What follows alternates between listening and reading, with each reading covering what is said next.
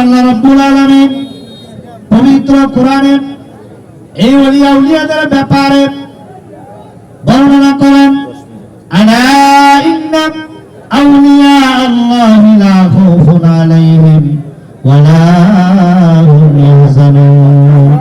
আমার আল্লাহ রাব্বুল আলামিন পবিত্র কোরআনে ওলিয়া উলিয়াদের ব্যাপারে বলেন, আলা ইন্না আউলিয়া আল্লাহ, নিশ্চয়ই আমি আল্লাহর ওলি আল্লাহ যারা, আমি আল্লাহর প্রেমিক যারা, আমার আল্লাহকে যারা বেশি ভালোবাসে, ওলি আল্লাহ যারা, আমি আল্লাহর মাহবুব বান্দা যারা, লা খাউফুন, তাদের কোনো ভয় নাই, লা খাউফুন আলাইহিম ওয়া লা হুম ইয়াহজানুন, তাদের এই দুনিয়াতে কোনো ভয় নাই, কবর হাসর মিজান ফুলসিরাতে তাদের কোনো চিন্তা নাই। বলেন না সুবহানাল্লাহ।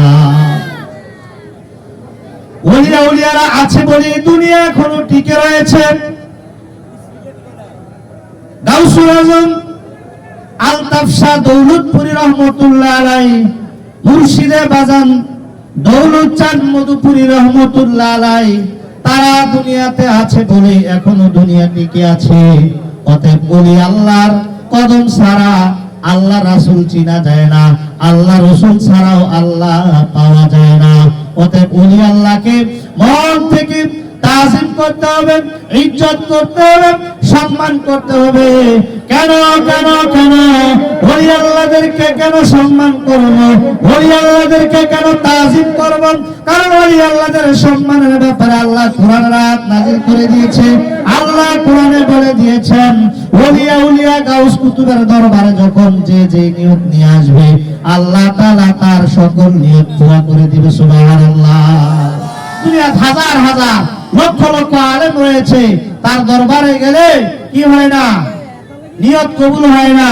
কিন্তু দৌলত শাহ রহমতুল্লাহ আলাইহি মাজারে আয়েশা যদি কেউ একটু নিয়ত করে, এই বছর নিয়ত করে আগামী বছর ফলাস হয়, ও আল্লাহ তোমার ওলির উসিলায় আমার গর্ভে একটা সন্তান দিও, এই বছর নিয়ত করছে, আর পরের বছর কি ফোলা লইয়া, গরু লইয়া, খাসি লইয়া, বৈশ লইয়া কি করে দৌলত শাহর মাজারে আসে।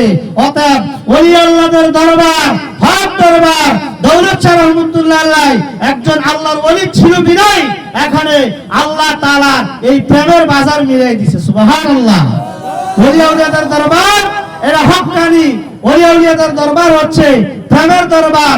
রাসূলের পাকের যেই নেগাক্রমে রাসূলুল্লাহর ইশক ও মহব্বত যার ভিতরে আছে, তারাই ওলি আউলিয়াদেরকে তাজিম করবে, সম্মান করবে, ইজ্জত করবে।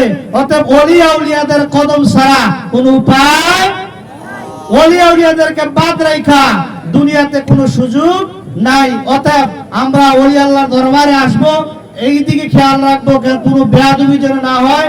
তাজিমের সহিত, ইজ্জতের সহিত, সম্মানের সহিত আমরা জিয়ারত করব, আমরা দোয়া করব, মিলাদ মাহফিল করব, যা কিছু আছে ওলি আউলিয়াদের দোহাই দিয়ে হবে।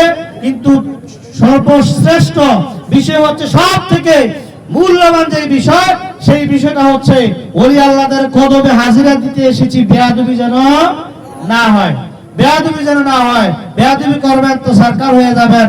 কারণ ওলি আল্লাহরা জীবিত থাকতে তারা ক্ষমতা থাকলেও ক্ষমতা দেখায় না, ক্ষমতা ইচ্ছা করে দেখায় না, কারামতি দেখায় না। কিন্তু তারা যখন উফাত নেয়, পর্দা নেয়, তখন তাদের এই ক্ষমতা পাওয়ার হাজার গুণ বাইরে যায়।